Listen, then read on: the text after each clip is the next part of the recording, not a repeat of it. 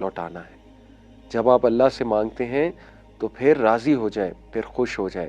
اللہ رب العالمین دے گا اور ایسے دے گا کہ آپ حیران ہو جائیں گے۔ آپ نے کسی انسان سے نہیں مانگا ہے، کسی ایسی ذات سے نہیں مانگا ہے جو کہ دینے پر قادر نہیں ہے۔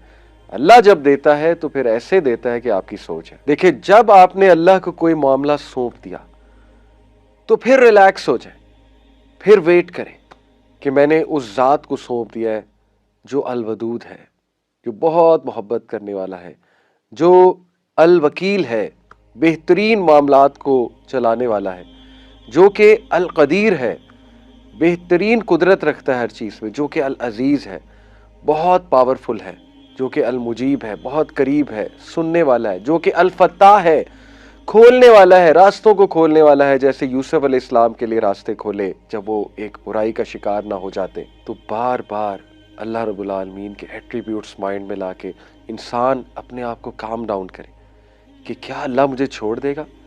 کیا اللہ نے چھوڑا ہے کسی کو؟ تاریخ اٹھا کر دیکھ لیں، کیا نبیوں کی مدد نہیں کی؟ کیا اپنے بندوں کی مدد نہیں کی؟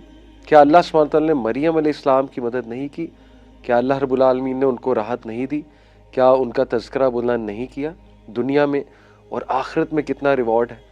تو یہ چیزیں ہم بھول جاتے ہیں، اور جب ہم بھول جاتے ہیں پھر ہم پریشان ہوتے ہیں، اور جب ہم پریشان ہوتے ہیں تو شیطان حاوی ہوتا ہے۔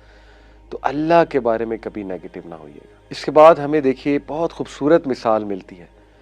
دیکھیے، ہوپ اور ریزیلینس، یہ دو ٹاپکس ہیں بڑے زبردست پازیٹیو سائیکالوجی کے، یہ باقاعدہ سائنٹیفک کانسیپٹس ہیں۔ ہوپ کی آپ گوگل پہ جا کے کبھی سائنٹیفک ڈیفینیشن دیکھیں تو ہوپ میں دو چیزیں آتی ہیں۔ ہوپ جو ہے یہ ایک ایسی تھنکنگ، ایسے مائنڈ سیٹ کا نام ہے جس میں ایجنسی تھنکنگ ہوتی ہے اور پاتھ وے تھنکنگ ہوتی ہے۔ پاتھ وے تھنکنگ سے مراد ہے کہ جو ہوپ فل انسان ہوتا ہے وہ بالکل مایوس ہو کر نہیں بیٹھ جاتا، بلکہ وہ کچھ ہاتھ پیر ہلاتا ہے، کچھ پلانز بناتا ہے، کچھ پاتھ ویز بناتا ہے، یعنی solution A, solution B, solution C, وہ بیٹھ کر سلوشن سوچتا ہے۔ اور اس کے بعد ایجنسی تھنکنگ کہتے ہیں کہ وہ عمل کی طرف آتا ہے۔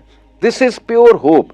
ہوپ صرف یہ نہیں ہے کہ بس آپ چپ کر کے بیٹھ جائیں اور کوئی ایکشن نہ لیں، کوئی اپنی حالت تبدیل کرنے کی کوشش نہ کریں۔ آئی انڈرسٹینڈ کچھ سچویشنز ایسی ہوتی ہے کہ پریکٹیکلی کچھ خاص نہیں کیا جا سکتا ٹو بی آنیسٹ، لیکن سٹل ہاتھ تو اٹھائے جا سکتے ہیں، ذکر تو کیا جا سکتا ہے، اللہ کے آگے سجدہ ریز تو ہوا جا سکتا ہے، اللہ سے بات تو کی جا سکتی ہے۔